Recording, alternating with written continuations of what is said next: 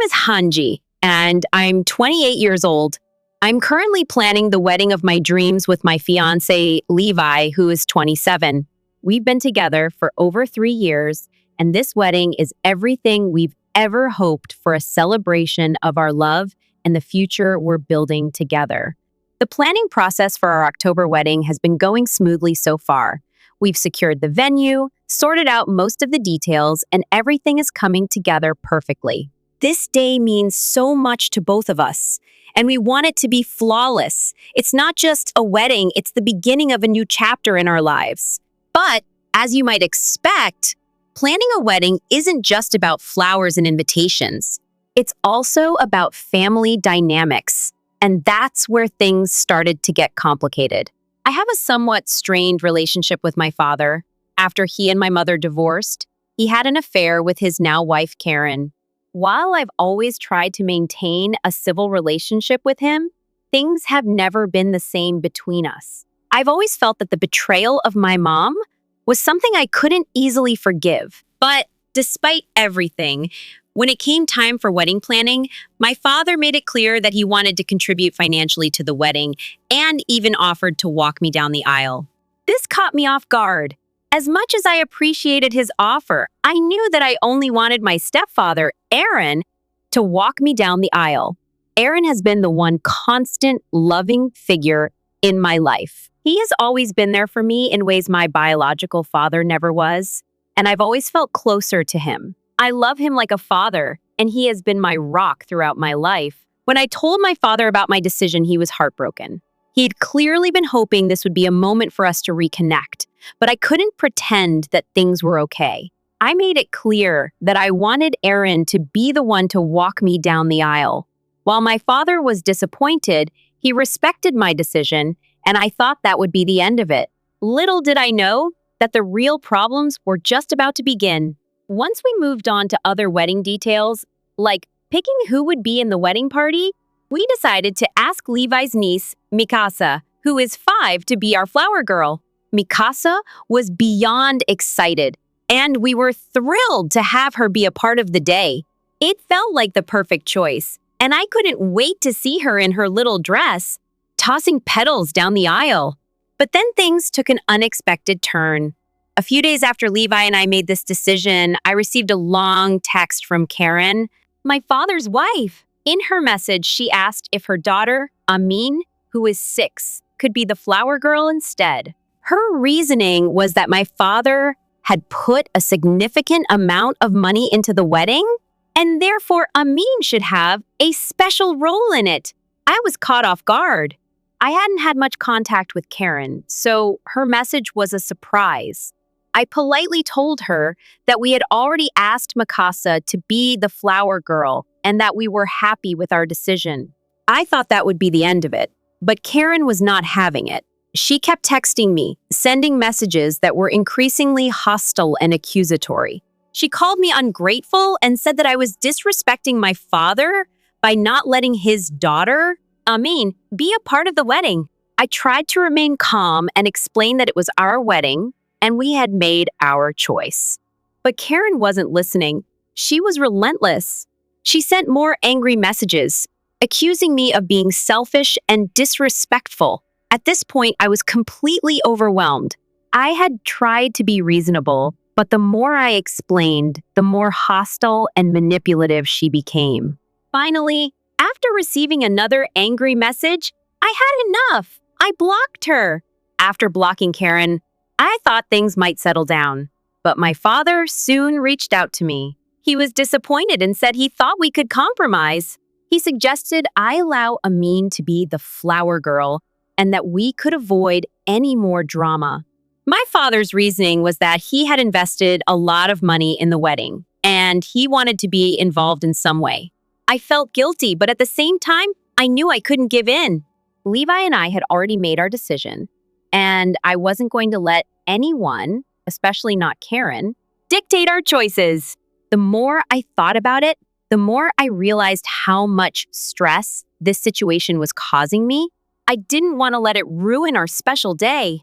I told my father that if he and Karen continued to push this, I would have no choice but to uninvite them from the wedding. I didn't want to be the bad guy, but I was running out of patience. I needed to protect my peace, and I wasn't going to let anyone jeopardize that. I've always tried to avoid conflict, but this situation had become too much. I decided to take the necessary step. I returned the money my father had given me for the wedding. It wasn't about the money, it was about the principle. I didn't want my father's financial contribution to give him any power over me or our wedding. Aaron and my mother were incredibly supportive of my decision. They both agreed that this wasn't worth the stress, and they wanted me to focus on what was really important, my future with Levi. My mother and Aaron stepped in and helped with the wedding expenses, and they did so without any strings attached. It was a relief to know that despite the tension with my father, I had a support system I could count on. As the days went by, I received more messages from family members on my father's side, calling me selfish and ungrateful. They criticized me for not giving in and allowing Amin to be the flower girl. But I knew I had made the right choice. It was my wedding, and I didn't owe anyone anything when it came to how I wanted my day to unfold. The closer we got to the wedding, the more I began to realize that my relationship with my father might never be the same. While I hoped that time would heal the wounds, I wasn't sure if I could ever fully forgive him for the way he treated me over the years. His actions during this wedding planning process had only further cemented the fact that he wasn't the father I needed him to be. I had to accept that my decision to exclude him from the wedding might be the final straw in our relationship. But as I walked through the preparations with Levi by my side, I also realized something important. My happiness and peace of mind were worth more than any drama or family obligation. I was creating my own future now, and I had to live it on my terms. I couldn't control what my father or Karen did, but I could control how I responded. And for the first time in a long time, I felt like I was finally taking control of my own life. The wedding, though filled with stress and family drama, was ultimately going to be about Levi and me, and no one could take that away from us. As the wedding date approached, I knew there would still be challenges. But I also knew that with Levi by my side, we would make it through. Our love for each other was all that mattered, and nothing could take that away. As the wedding day drew nearer, the tension in my family only seemed to grow. The decision I made to exclude my father and his wife, Karen, from the wedding had already caused enough turmoil, but I didn't realize just how much worse it would get. My relationship with my father had always been fragile, but now it felt like we were drifting further apart with each passing day. After I blocked Karen's number, I thought things would settle down. I figured they would both get over it eventually, but I was wrong. The drama didn't stop there. It only intensified. One evening, while Levi and I were working on some last-minute wedding preparations, I got a call from my father. I had been avoiding his calls for a few days, but this time, I decided to answer. Maybe it was time to try to resolve things, or at least hear him out. "Emily, we need to talk," my father said when I picked up. "I'm listening," I replied, my tone cautious but open. "I understand you're upset," he began, his voice strained. "But you're making a mistake by cutting me out of this." I know I've made mistakes in the past, but this wedding, it's supposed to be a chance for us to heal. "You're shutting me out." I paused. The words he was saying felt rehearsed, as if he had spent hours thinking about how to manipulate me into feeling guilty. Part of me wanted to let him in, to allow him to be a part of this day, but the other part of me knew I couldn't. He hadn't earned that privilege, not after everything that had happened. "Dad, this isn't about the wedding. This is about years of hurt. About how you treated Mom and me, how you've treated us both over the years," I said, my voice cracking a little. "I can't just forget all of that, especially not for a wedding." There was silence on the other end of the line. I could tell he was processing what I said. For a moment, I thought maybe he was finally getting it. But then his voice came through again, quieter this time. "I know I've hurt you. I know I've made mistakes. But I'm your father, Emily. I want to be there for you." Can't we just put all of that behind us for this one day? Can't you just let me walk you down the aisle? I felt a pang in my chest, a mix of sadness and anger. It wasn't just about the wedding anymore. It was about years of neglect, of him choosing Karen and his new life over us. Dad, I started, my voice steady. I've made my decision. Aaron is the one who's been there for me. He's the one who deserves that honor, and you need to respect that. There was another long pause, and then the frustration in his voice grew more evident. So, you're just gonna punish me forever for something I did in the past? This is the one chance I have to be there for you, and you're taking it away from me. His words hit me harder than I expected. I could hear the hurt in his voice, and a part of me felt guilty for standing firm in my decision. But I knew this was the right thing to do. This wasn't just about one day, it was about my entire life and the relationships I had with the people around me. Aaron had been my father in every sense of the word, and I couldn't let my biological father dictate what should be a joyful occasion. I'm not punishing you, I said, trying to stay calm. But this wedding is for Levi and me. It's our day, and if you keep pushing me like this, I won't be able to invite you. You'll be uninvited, Dad. I'm sorry, but I can't keep going back and forth. There was silence again, this time much longer. I could feel the weight of the moment, the finality of my words. He wasn't going to change his mind, and neither was I. This was the line in the sand, and I was done trying to meet him halfway. Finally, he spoke, his voice tinged with bitterness. I hope you realize what you're doing, Emily. This is your choice, not mine. But don't expect me to just sit here and take this. And with that, he hung up. I stared at my phone, feeling a mix of relief and sorrow. I had said what needed to be said, but the pain of cutting him out, of making that final decision, was still with me. I wasn't sure how to feel. I didn't want to hurt him, but at the same time, I couldn't let him continue to manipulate me into doing things I wasn't comfortable with. Of course it didn't end there. The next few days were a whirlwind of messages from my father's side of the family. It seemed like everyone had something to say about my decision. Some were supportive, but most were critical, calling me selfish and ungrateful. One particularly hurtful message came from my aunt, who I had always been close to growing up. She told me I was destroying the family and that I was making a huge mistake by not letting my father be a part of this special day. I felt betrayed. It was as if my entire family was siding with my father just because of his contribution to the wedding, as if that money somehow gave him the right to make decisions for me. I tried to stay calm and reply respectfully, but it was becoming increasingly difficult. It was as if they didn't care about the reasons behind my decision. They just saw me as a child refusing to listen to her father, and that frustrated me even more. Levi, thankfully, was always there for me during this storm. He held me when I cried, gave me space when I needed it, and reassured me that I was doing the right thing. This is our day, Hanji, he reminded me. No one else's. But even with Levi's support, the weight of the family's disapproval was heavy. I began questioning myself. Was I making the right decision? Would I regret it later? The guilt would come and go in waves, and I found myself wondering how this rift with my father would affect our future relationship. Despite everything, I stuck to my decision. The wedding was about us, not them. But as the days went on, I realized how much I had underestimated the depth of the conflict I was about to face. The pressure was mounting, and it felt like I was losing a part of myself by giving up on the hope of reconciliation with my father. Still, as the wedding day approached, I knew one thing for sure. I couldn't let anyone ruin the joy of what was supposed to be the happiest day of my life. The tension in my family had been building for weeks, and I could feel the strain growing heavier with each passing day. I had made the decision to stand my ground, but as the wedding day got closer, it felt like the emotional weight was starting to suffocate me.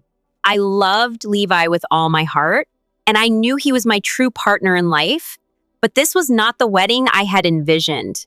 Instead of focusing on the excitement of marrying the love of my life, I found myself constantly battling the anger, guilt, and frustration that seemed to flood in from every direction. The messages from my father's side of the family didn't stop. In fact, they became more frequent and more venomous. I had received texts, phone calls, and even Facebook messages from people I hadn't spoken to in years, all telling me how wrong I was.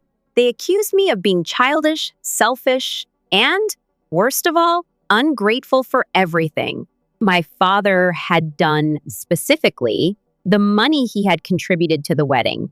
It was as if they couldn't see beyond the financial support he had given me, ignoring the emotional and psychological toll of years of neglect and betrayal. One afternoon, I received a text from my cousin Lily. She had always been someone I could confide in, and I had hoped she might understand my decision. But her message shattered me. Hanji, I get it. I know things have been tough with your dad, but this is your wedding. You're going to regret this. You're breaking your father's heart. And for what? So your stepdad can walk you down the aisle?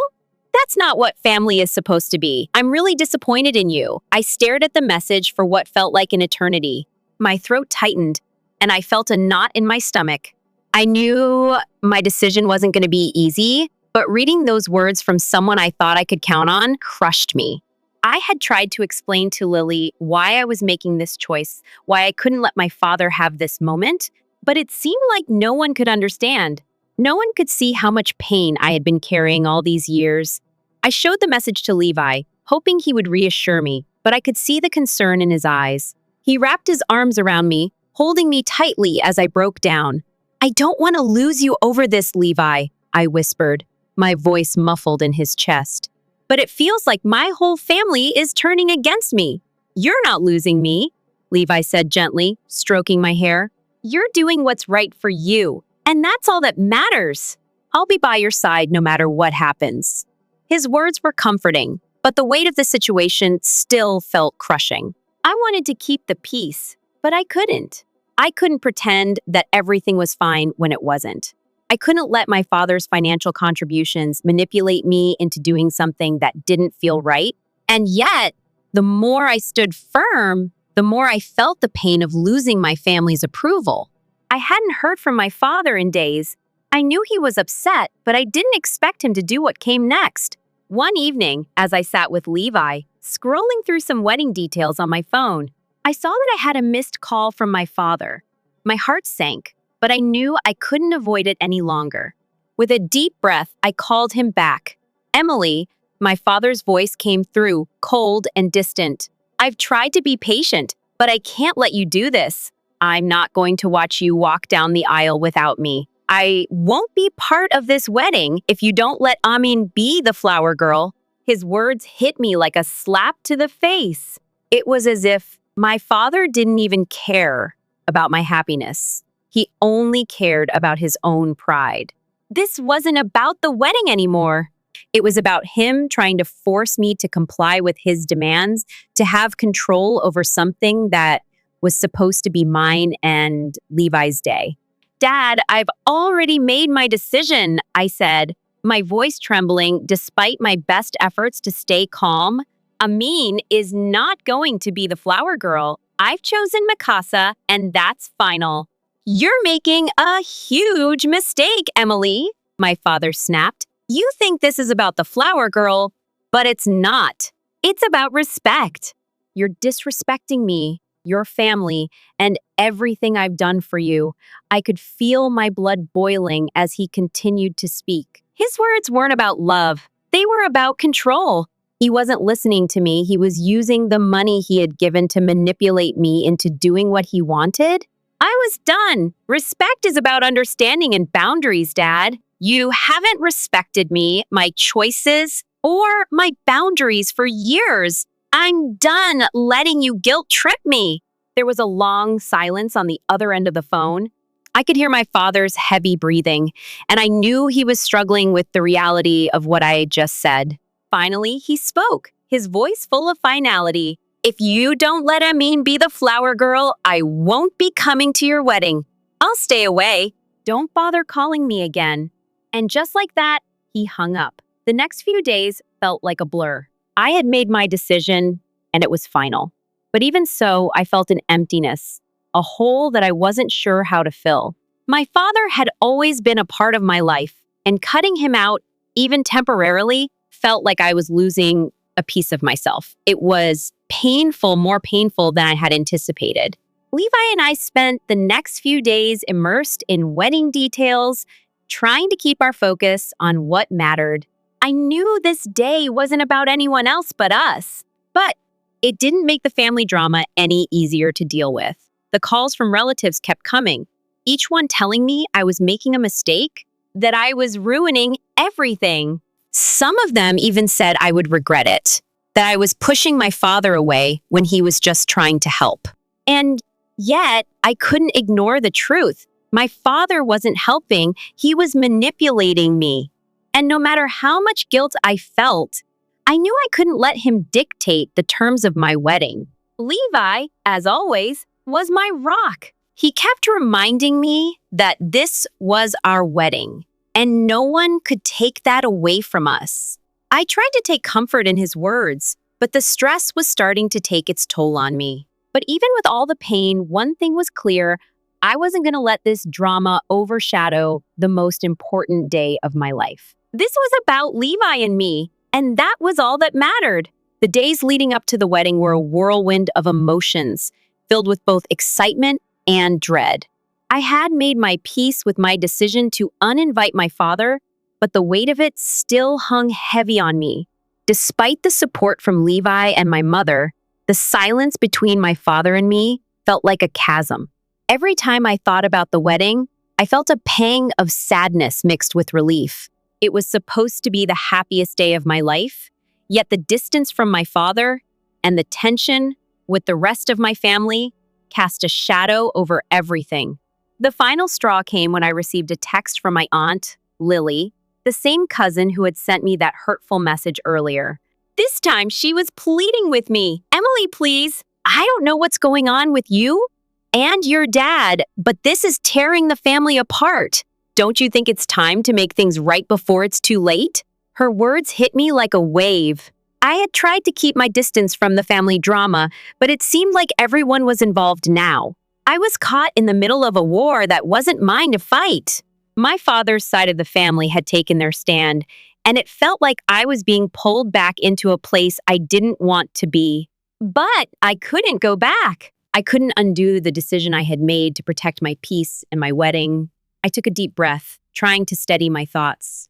I didn't want to engage in another heated argument. I didn't want to fight anymore. I typed out a simple response: "I appreciate you reaching out, but this decision is final. I have made peace with it, and I need you to respect that. I'm not going to let this ruin my wedding. I hope you understand the message was short, but it felt like a weight had been lifted off my shoulders." I was done defending myself. It was time to focus on the people who actually supported me, the ones who were there to celebrate with Levi and me, not to cause more chaos. When the day finally arrived, I couldn't help but feel an overwhelming mix of emotions. Despite everything that had happened, I was still excited to marry Levi. The love we shared was the reason this day existed, and that was what mattered most. As I stood in front of the mirror, dressed in my wedding gown, I tried to block out the negativity and focus on the joy of the moment. Levi was by my side, and that was all that mattered. His smile, the way he looked at me, made everything feel right. He was the reason I was standing there, the reason I felt strong enough to make difficult decisions. The ceremony was beautiful. Aaron walked me down the aisle, and seeing him there with tears in his eyes was the validation I needed. He had been my father, my protector, and my constant support. I could see the pride in his face, and it made everything worth it. The wedding was everything Levi and I had dreamed of. We exchanged vows, and in that moment, I realized that the family I had built with him was all I needed. I didn't need to keep fighting for approval from people who couldn't understand my choices. As the reception began, the overwhelming joy of the day finally took over. I didn't have to look back at what I had lost. I was surrounded by people who truly cared about me, and that was enough. The past few weeks had been difficult, but as I danced with Levi under the soft glow of the wedding lights, I realized that sometimes the hardest decisions are the ones that set you free. free. This was my day, our day, and nothing else mattered anymore. The wedding was everything I had hoped for. Levi and I finally tied the knot, surrounded by the people who truly cared for us. Aaron, my stepfather, walked me down the aisle as I had always wanted, and Mikasa looked absolutely adorable as the flower girl. The ceremony was filled with joy, laughter, and love. It was a fresh start, a beautiful beginning. Yet, even with all the happiness of the day, the echoes of family conflict lingered. After the wedding, things were quieter, but the tension with my father and his side of the family still weighed on me. The day I had been looking forward to was now behind me, but the fallout was far from over. I had hoped that everything would just fade away, that the people who didn't understand would eventually come to terms with my choices. But life, as it often does, doesn't work that way. The first message I received after the wedding was from my Aunt Lily, the one who had sent me those hurtful texts. She apologized, but it felt hollow. I know I wasn't supportive, and I regret that, she said. But Emily, you really should have tried harder to work things out with your father. I was torn. I could feel the sincerity in her apology, but at the same time, I couldn't ignore the judgment and the years of hurt. I responded simply, "Thank you for your apology, Lily. I've made my peace with everything. I hope you can understand my reasons." Then came the call from my father. His voice sounded strained, as if he were searching for the right words. "Emily, I saw the pictures. The wedding looked beautiful. I'm glad you're happy." I wanted to believe he was trying to make amends, but the bitterness I had sensed for years was still there. His words were polite, but distant. There was no apology, no acknowledgement of what I had endured.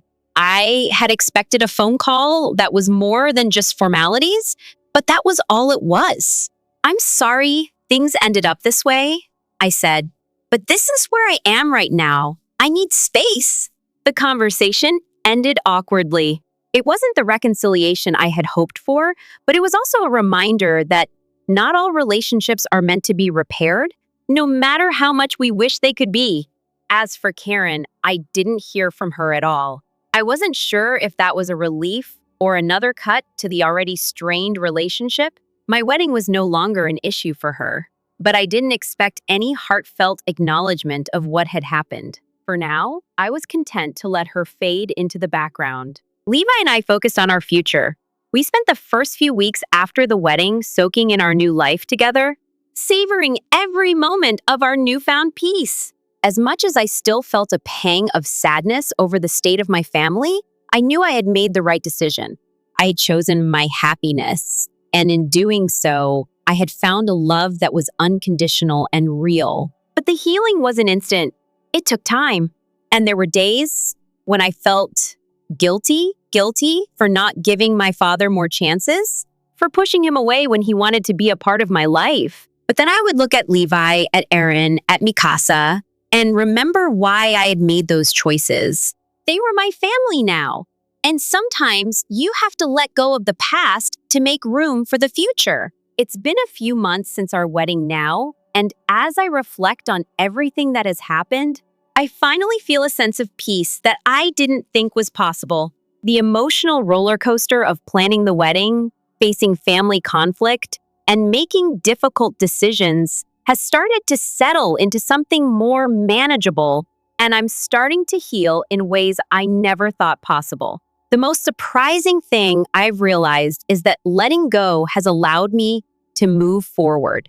I don't mean just letting go of my father or the toxic dynamics in my family. I mean letting go of the guilt I carried for so long. For years, I had felt like I was failing my father by not forgiving him fully, by not allowing him back into my life the way he wanted.